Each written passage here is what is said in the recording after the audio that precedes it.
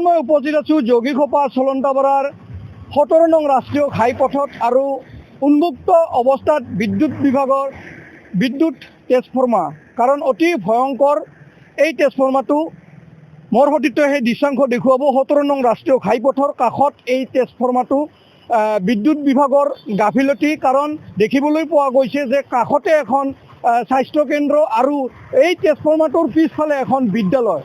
এক কথাত ক'ব লাগিব যে ইয়াত 3খনকৈ বিদ্যালয় আছে আৰু বিদ্যালয় যেতিয়া ছুটি হ'ব তেতিয়া দেখিবলৈ পাব হাজাৰ হাজাৰ ছাত্ৰ ছাত্ৰী এই পথেদি অহা যোৱা কৰিব।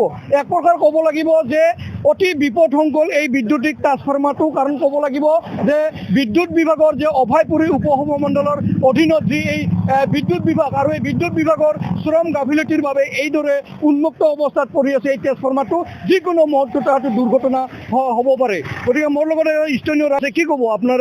দেখিবলৈ পাইছোঁ যে চলন্তাপাৰাৰ যি 17 নং ৰাষ্ট্ৰীয় ঘাইপথৰ সীমাপথ কাষতে দেখিবলৈ পাইছোঁ এটা উন্মুক্ত ট্ৰেন্সফৰ্মাৰ। এই ট্ৰেন্সফৰ্মাৰ কিমান ভয়ংকৰ হ'ব পাৰে আপুনি? হয়, নমস্কাৰ। এই ট্ৰেন্সফৰ্মাৰ মানে কি ক'ম, আমাৰ বিদ্যুৎ বিভাগৰ চৰম গাফিলতি বুলিয়ে ক'ম।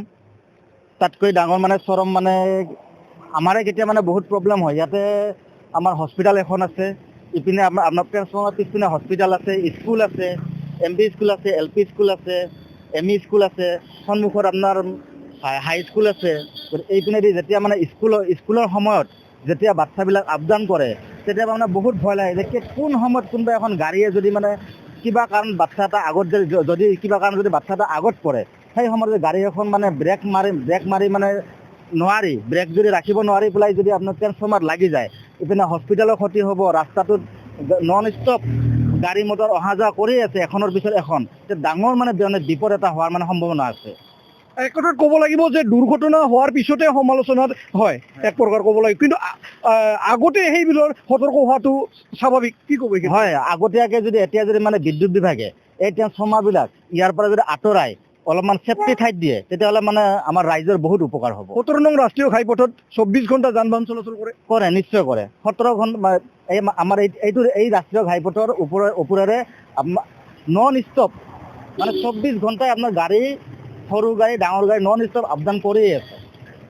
আন এজন লোক আছে, তেওঁৰ পৰা জানিম কিমান ভয়ংকৰ এই বিদ্যুৎ যি ট্ৰেন্সফৰ্মাৰটো, কাৰণ চলন্তাপাৰা 17 নং ৰাষ্ট্ৰীয় ঘাইপথৰ কাষতে পিছফালে আছে এখন চিকিৎসালয়, আনপিনে আছে এখন বিদ্যালয়, তাৰ সন্মুখত আৰু আন এখন বিদ্যালয় আছে। হাজাৰ হাজাৰ কণ ছাত্ৰ ছাত্ৰী এই পথেদি অহা যোৱা কৰে। কি ক'ব? নিশ্চিতভাৱে এয়া বহুত গুৰুত্বপূৰ্ণ কথা আপোনালোকে উঠাইছে, কাৰণ যিকোনো মুহূৰ্তত দুৰ্ঘটনা হ'ব পাৰে। বিশেষকৈ আমাৰ দৈনিক ইয়াতে এখন মাৰ্কেট আছে, বজাৰ আছে, যি বজাৰত হাজাৰ হাজাৰ মানুহ বজাৰ কৰে আৰু যিকোনো মুহূৰ্তত হয়তো এই দুৰ্ঘটনা হ'ব পাৰে। আৰু দুৰ্ঘটনা হোৱাৰ লগে লগে বিশেষকৈ বজাৰত ডেইলি কমচে কম 5,000 বা 10,000 মানুহ বজাৰত অহা যোৱা কৰি থাকে। আৰু দুৰ্ঘটনা হোৱাৰ লগে লগে বিশেষকৈ বজাৰৰ মানুহখিনি বেছিকৈ ক্ষতি হ'ব। আৰু সন্মুখত যিহেতু এখন উচ্চতৰ মাধ্যমিক বিদ্যালয় আছে, ট্ৰেন্সফৰ্মাৰ বেক চাইডত এখন ME স্কুল আছে, লগতে লাগি আছে আপোনাৰ এই হস্পিটেল এখন, মিনি হস্পিটেল। গতিকে যিকোনো মুহূৰ্তত দুৰ্ঘটনা হ'ব পাৰে। মই বিশেষকৈ এটাই কথা অনুৰোধ কৰোঁ বিভাগৰ কৰ্তৃপক্ষক যে আপোনালোকে দুৰ্ঘটনা হোৱাৰ আগত সতৰ্ক নহয় কিয়?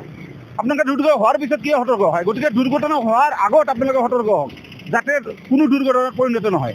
গতিকে বিশেষকৈ অভয়পুৰী বিদ্যুৎ বিভাগক অনুৰোধ কৰোঁ, আপোনালোকে অতি সোনকালে এই ট্ৰেন্সফৰ্মাৰটো স্থানান্তৰ কৰি ভাল এটা ঠাইত লওক, যাতে যিকোনো মুহূৰ্তত যাতে দুৰ্ঘটনাৰ পৰা আমি সাৰি যাব পাৰোঁ। গতিকে এইখিনিয়ে অনুৰোধ কৰি জনাওঁ যে আপোনালোকে অতি সোনকালে পাৰিলে কালিৰ ভিতৰতে আপোনালোকে ট্ৰেন্সফৰ্মাৰটো স্থানান্তৰ কৰাৰ ব্যৱস্থা কৰক, নহ'লে যিকোনো মুহূৰ্তত ভয়াৱহ দুৰ্ঘটনা হ'ব পাৰে আৰু এই দুৰ্ঘটনাৰ ফলত হয়তো হাজাৰ হাজাৰ মানুহ ক্ষয়ক্ষতি হ'ব পাৰে।